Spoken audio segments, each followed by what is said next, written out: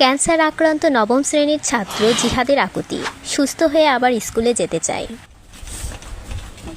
আমিও স্কুলে যেতে চাই, বন্ধুদের সঙ্গে পড়তে চাই, স্বপ্ন দেখতে চাই, শুধু একটু সুস্থতা চাই।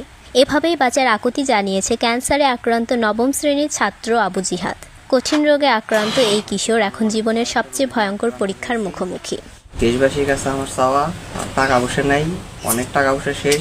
আপনারা যদি কিছু সহযোগিতা করেন, আমার চিকিৎসা ফুল মতো ভালো হলে আমি আবার স্কুলে ফিরে যাই, পড়াশোনা করব। বগুড়ার সোনাতলা উপজেলার মধুপুর ইউনিয়নের উত্তর কালাইহাটা গ্রামের দিনমজুর খোরশেদ আলমের ছেলে জিহাদ স্থানীয় ভিকনেরপাড়া উচ্চ বিদ্যালয়ের নবম শ্রেণীর শিক্ষার্থী। মাত্র 8 মাস আগে বাম হাতে একটি ছোট ফোড়া দেখা দেয়, যা পরে ভয়াবহ আকার ধারণ করে।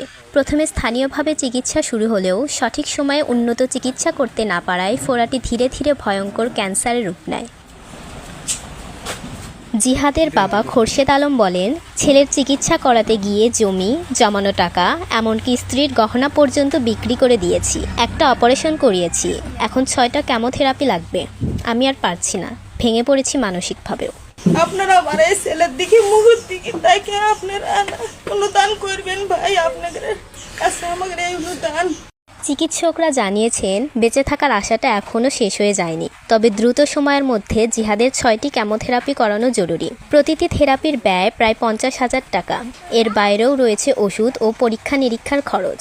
এখনো তার অনেক টাকার প্রয়োজন, আরও 5টা কেমোথেরাপি দিতে হবে।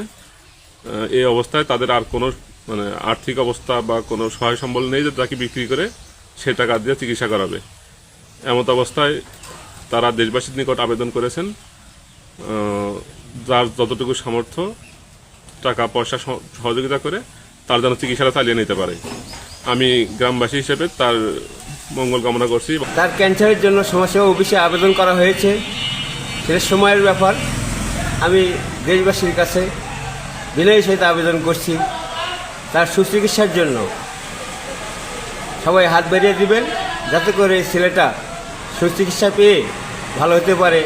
জিহাদের পরিবারের এই কঠিন সময়ে সমাজের সহৃদয় মানুষ, বিভিন্ন সামাজিক সংগঠন ও বিত্তবানদের প্রতি আবেদন জানানো হচ্ছে, আপনার একটি ছোট সহায়তায় হয়তো ফিরিয়ে দিতে পারে একটি সম্ভাবনাময় জীবনের আলো। রাবিয়া সুলতানা রিয়া, বাংলা লেন্স।